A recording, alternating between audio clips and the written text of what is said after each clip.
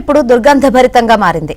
మహాజాత్రకు వచ్చిన భక్తులు వదిలేసిన వ్యర్థాలు కుళ్లిపోయి మేడార పరిసరాలు కంపు కొడుతున్నాయి. క్లీనింగ్ చేయాల్సిన టైంలో సిబ్బంది అధికారులు కనిపించకుండా పోయారు. దీంతో చెత్తాచెదారం, కుళ్లిన జంతు వ్యర్థాలపై ఈగలు, దోమలు ముసురుకున్నాయి. మేడారంతో పాటు చుట్టుపక్కల గ్రామాలైన ఊరట్టం, వెంగళాపూర్, కొత్తూర్, కన్నేపల్లి, రెడ్డిగూడెం, నార్లపూర్ గ్రామాల పరిస్థితి ఘోరంగా ఉంది. దుర్వాసన భరించలేక మేడారం వాసులు వేరే ఊళ్లకు పయనమవుతున్నారు.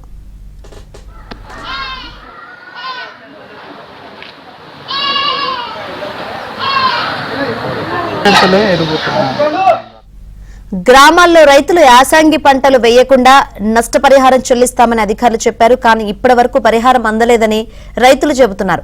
భక్తులు వదిలి వెళ్లిన జంతువుల వ్యర్థాలు, మద్యం బాటిల్స్ తో సాగు భూములు నిండిపోయాయని ఆవేదన వ్యక్తం చేశారు. వాటిని సాగుకు అనుగుణంగా మార్చుకోవాలంటే ఎకరాకు 10 నుంచి 20 వేలు ఖర్చు అవుతుందని అంటున్నారు.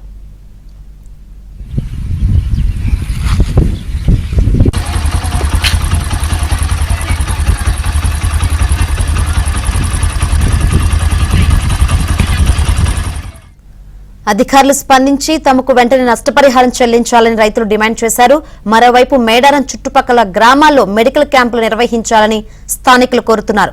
లేదంటే తాము రోగాల బారిన పడతామని ఆందోళన వ్యక్తం చేస్తున్నారు. పండుగ అయిపోయిన తర్వాత ఏం పట్టించుకోవటం లేదు, ఏ పౌడర్ కూడా వేస్తలేదు. ఎమ్ములు అనేవి ఇట్లా రోడ్ల మీద కాళ్ళ కిందకి పారుతున్నాయి. బాగా ఘోరంగా ఉన్నది.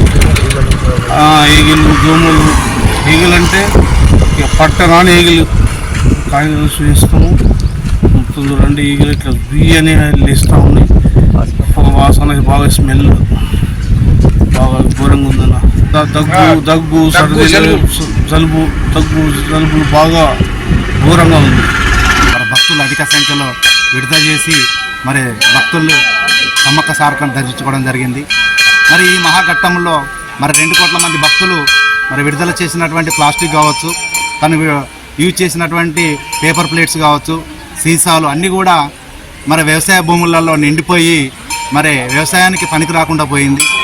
గత చూసుకుంటే వర్షాకాల పంట 2 పంటలు నష్టపరిహారం ఇవ్వకపోయినా ఈ సంవత్సరం అయినా ఈ మరి నెక్స్ట్ రాబోయేటువంటి పంట సాగించాలంటే మరి చుట్టూ పరిసర ప్రాంతాల్లో మరి పారిశుద్ధ్య పనులు చేపట్టాల్సినటువంటి పని ఉంది. మరి జాతర అనంతరం మరి దీనిని పక్కన పెట్టేసి ఉన్నతాధికారులు మరి సిటీకి వెళ్ళడం జరిగింది. తొందరగా దాన్ని స్పందించి మరి తగు చర్యలు చేపట్టాలని ఉన్నతాధికారులు